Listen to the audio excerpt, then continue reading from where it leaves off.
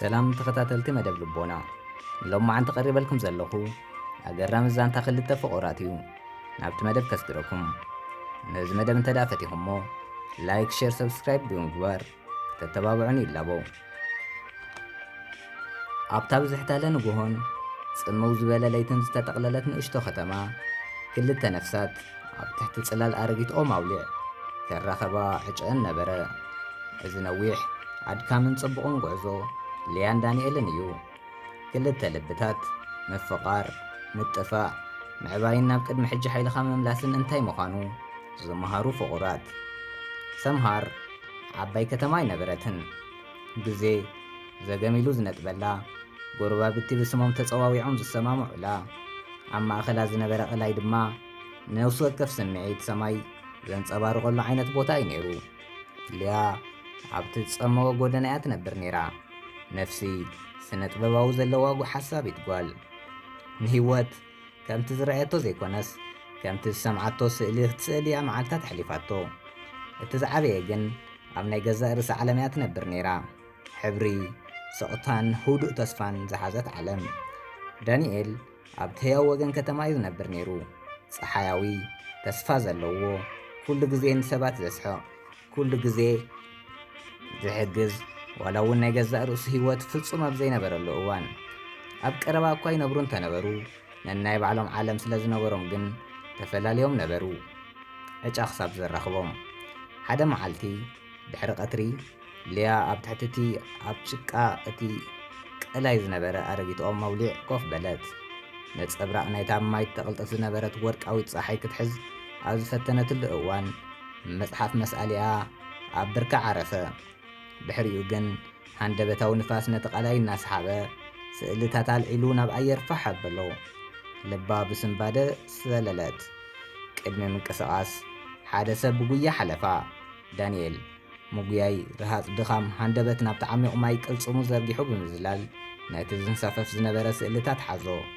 رتبيلو تنفاس سئينو جنفشخ النابلة تملسا إذنات كديو إلو نتن ورقاقتي كم عنق إن العلن حازة حتتا ليا دنسيوا عتو كيرات أمتتو نسخا كدني نبرن كتبل استقرار رزقالات وصقات مالتي سنتبب مدحان جغننة تاو قديتا ايو بلا بوازا نقشتو صحا كاب كان فرام لتت اتهموت قليل يكون النيرو كلو جن جميرو بحريو نمعالتات ابتقات قلاين حد حدوم ناتقاچو صنحو حدا جزي أب تفلالي ساعات حدا جزي وتمساسالي عم جمرتا بأقاتامي بدحليو بدليت عم وداتا دما بمرجع دانيኤል وعيشة هي حيز الله متس جمرة ليا سئل نخيد اللي توسخ إرساس حزاخت متس جمرت بزعبان أشتو نقرات يفزاربو نبرو كونتات أير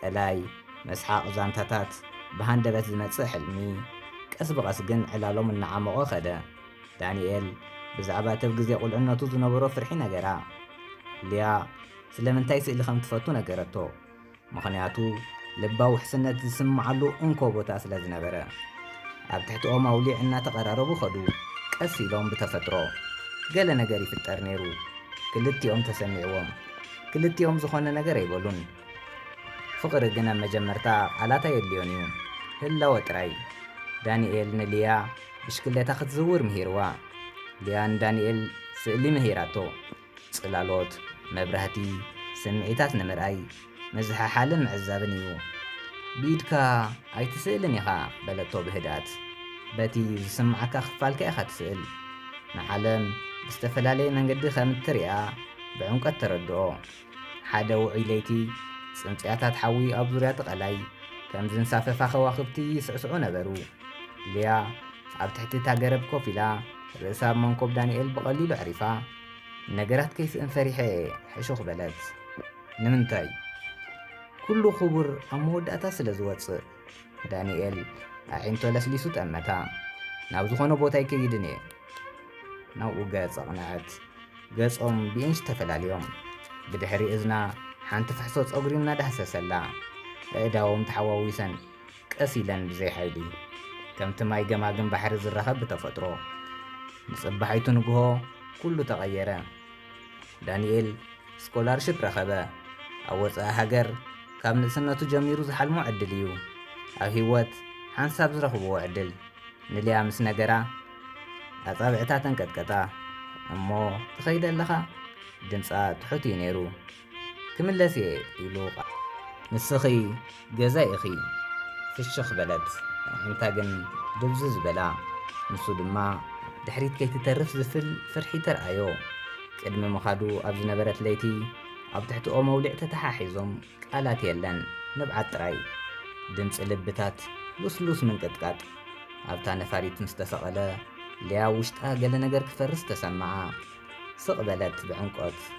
ኣብ መጀመርታ ብቐጻሊ ይረዳድኡ ነበሩ ብቪድዮ ጻዊዒት ምሸት ምሸት ብጽሑፋት ስእልታት ብምልኣኽ ብዲጂታላዊ መስኮት ዝካፈል ሕልሚ።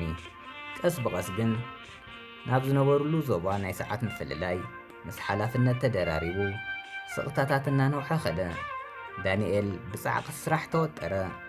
ልያ ዝያዳ ጸመዋ። ቴሌፎን ኣብ ኢዳ ሒዛ ኣብ ጥቓ ቀላይ ኮፍ ኢላ መልእኽቲ ትጽበ ነበረት። ገለ መዓልታት ደንጊዩ ይመጽእ፣ ገለ መዓልታት ፈጺሞ ይመጽእን። ዳንኤል ምስ ድቃሱ ተቓሊሱ ይድውለላ ነበረ። ክትጭነቕ ኣይደለየን። ቀስ ብቐስ ግን ርሕቐት ንፍቕሮም ክበልዖ ጀመረ። ሓደ ለይቲ ልያ ንሰዓታት ድሕሪ ምጽባይ ናብ ዳንኤል ደወለት። ንሕና ደሓን ዲና? ድምፃ ይንቅጥቀጥ ነበረ። ዳንኤል ብርቱዕ ትንፋስ ኣስተንፈሰ። ኣነ ይፍተን ኣለኹ ልያ፣ ኣብዚ ዘሎ ኩሉ ቀዝሒ እዩ፣ ዝጠሓልኩ ኮይኑ እዩ ዝስምዓኒ። ንሳ ድማ ዝኸስረካ ዘለኹ ኮይኑ እዩ ዝስምዓኒ ኢላ ሕሹኽ በለት። ኣይከሓዶን ስቕ ኢሉ ጥራይ ጸንሐ። ስቕታ እቲ ሓቀኛ ስብርባር ንሱ እዩ ነይሩ። ዝምድንኦም ኣየብቅዑን። ኣብ ውሽጦም ግን ሓደ ነገር ተዛዚሙ፣ ስንጥቕ ተፈጢሩ ዘይርአ ግን ከኣ ዓሚቕ። ልያ ነቲ ቐላይ ምቑራጽ ኣቋረጸቶ። ኣብ ትሕቲኦ መብላዕ ኮፍ ኢሉ ምባል ሓደገቶ። ከምቲ ቀደማ ፍሽኽታ ገደፈቶ። ወቕትታት ሓሊፎም ሓጋይ ቀውዒ ኾነ፣ ቀውዒ ክረምቲ ኾነ። ዓለማ ብዘይ ዳንኤል ዝሑልቲ ኾነት። ምስ ህይወት ክትስጉም ፈተነት። ነፍሲ ወከፍ ንእሽቶ ሓጐስ ግን ንዕኦ ዘኻኽራ። ሰሓቑ ሕያውነቱ ከም ብርሃን ፀሓይ ተሰኪምዎ ዝኸይድ ዝነበረ ዋዒ በቃ ኣብቲ ሓደ እዋን ዝዓንበበትሉ ቦታ ተሰብረት። ዳንኤል እውን ሕጉስ ኣይነበረን። ኣብ ወረቐት ዕውት እዩ ነይሩ፣ ላዕለዋይ ካብ ክፍሉ። ኣብ መደቡ ኣፍልጦ ዝረኸበ ብመምህራን ዝናኣድ፣ ብውሽጡ ግን ቆፎ እዩ ነይሩ። ድምፂ ልያ ናፊቕዎ፣ ህላወኣ ልኡም ህድኣታ ካብቲ ዝኣመነሉ ንላዕሊ ስእልታታ ስክሮል ይገብር ነይሩ። ነፍሲ ወከፍ መብራቕ ፀሓይ ንዓኣ የዘኻኽሮ ነበረ። ብዘይ ንሳ ኩሉ ዓወታቱ ሙሉእ ከም ዘይኮነ ተሰምዖ። ሽዑ ሓደ ንግሆ ዳንኤል ብዓበ ንጹርነት ካብ ድቃሱ ተበራበረ። ድሕሪ ሕጂ ክገብሮ ይከኣለን፣ ብፍርቂ ልቢ ክነብር ኣይከኣለን። ኩሉ ዓሽጉ ትኬት ገዚኡ ናብ ገዝኡ ነፊሩ። መጠንቀቕታ የለ፣ መልእኽቲ የለ። ፀሓይ ክትዓርብ ከላ ናብ ሰምሃር በጽሐ። ትኺሉ ናብኦ መውልዕ ተጓዒዙ ንልያ ከዓ ብማዕዶ ለለያ። ልያ ቁልሕ ኢላ ደው ኢሉ ምስ ረኣየቶ በረት ኮነት። እርሳስ ካብ ኣጻብዕታ ሸተት ኢሉ ትንፋሳ ደው በለ።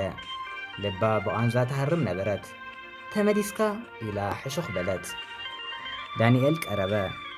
ገዛ መጽኤ ኣዒንታ ብልጭ በላ። ንምንታይ ሕጂ?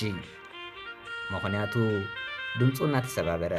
ብዘይ ብኣኺ ዝነበርኩ ነብሲ ወከፍ መዓልቲ ሕማቕ ይስማዓኒ ነይሩ።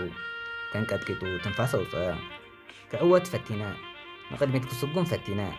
ብዘይ ብኣኺ ግን ትርጉም ዝነበሮ ነገር ኣይነበረን። ንብዓታ ኣብ ምዕጉርታ ተጠውየ። ንበይነይ ገዲፍካኒ ኢላ ሕሹኽ በለት። ድምፂ ዳንኤል ተንቀጥቀጠ። ፈልጥ እየ፣ ቕሬታ ድማ ደንጎ እየ። ምራቑ ሓጠቕ ግን ከኣ ኣይደንጎኹን፣ ተስፋ ይገብር። ልያ ጠመተቶ፣ ብሓቂ ጠመተቶ። እቲ እተፍቅሮ ሰብኣይ፣ እቲ ትጽበዮ ዝነበረት ሰብኣይ፣ እቲ ልባ ዝሰበረ ሰብኣይ ቀስ ኢላ ተጸግዐቶ።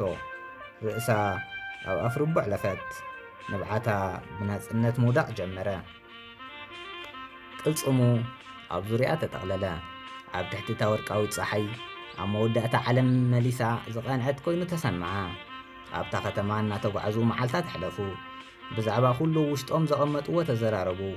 እቲ ፍርሒ፣ እቲ ጌጋታት፣ እቲ ስቕታ፣ እቲ ፈጺሙ ዘይሞተ ፍቕሪ። ፍቕሮም ብቕጽበት ፈጺሞ ይተመልሰን። ቀስ ብቐስ ግን ዳግማይ ሃኒጾሞ። ሓደ ምሸት ዳንኤል ንልያ ናብታ ኦም መውሊዕ መለሳ። ንእሽቶ ቀለበት ሒዙ ስቕ ኢሉ ተንበርከኸ።